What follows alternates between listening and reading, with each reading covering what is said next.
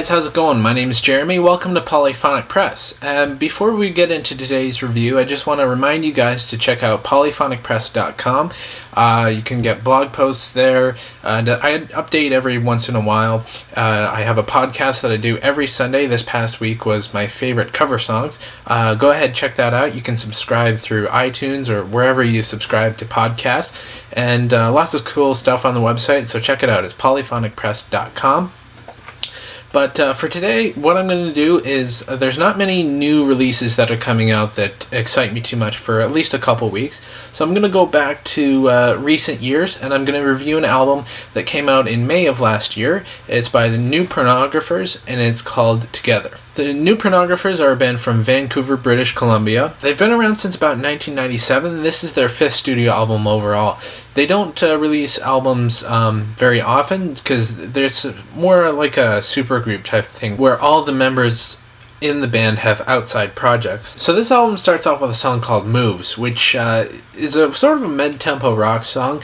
It also incorporates a string section, which is really reminiscent of Electric Light Orchestra from the 70s, which I can assume is a big influence on this album because a lot of the songs do feature this sort of string section, a lot of horns and things like that. You might have heard this song in a Hyundai commercial, which was featured this past year for one of their newer models, but it's a really cool song and a really cool way to open up the album. The song Crash Years features Neko Case on lead vocals. It really takes you back to when pop records featured like real instruments rather than synthesizers. It's fairly catchy and it gives you a sense that these guys know exactly what they're doing. It again has the string section, and you sort of realize when you hear this song that the string section is very prevalent on the album. But this song in particular has a really great hook, and it's really catchy and just a really fun song to listen to. And it has a little hook which features people whistling, which is awesome because like, when's the last time you heard that on a record? Silver Jenny Dahle really reminds me of early Wilco. It has that sort of jangly kind of 12-string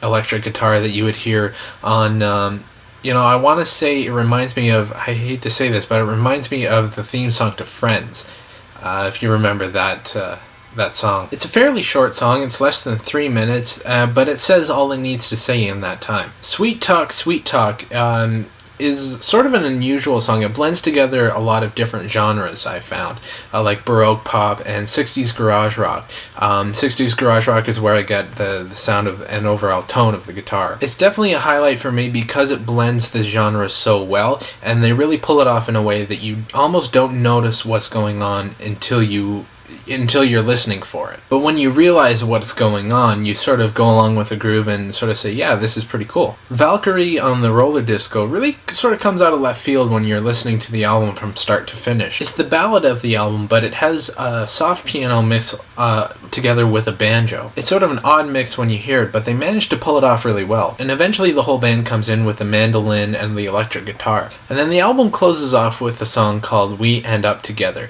which is sort of another ballad, but it's more straightforward with the acoustic guitar and the string arrangement, and it sort of builds up to this climax where the whole band comes in, and the harmonies are just beautiful on this song. This is another one that reminded me of Electric Light Orchestra, and it's a really nice way to close the album off with a slower song. So I really enjoyed this album. There were some weak moments, but not really enough to really hurt the album, so I'm going to give it an 8 out of 10. I really like this. So anyways, that's what I thought about the album. Let me know what you guys think in the comments or with the video reply. Don't forget to check out the Twitter and Facebook pages. Links are in the description, as well as the website polyphonicpress.com. I also have a last.fm page. I keep forgetting to remind you guys, but I have last.fm. Link is in the description as well for that.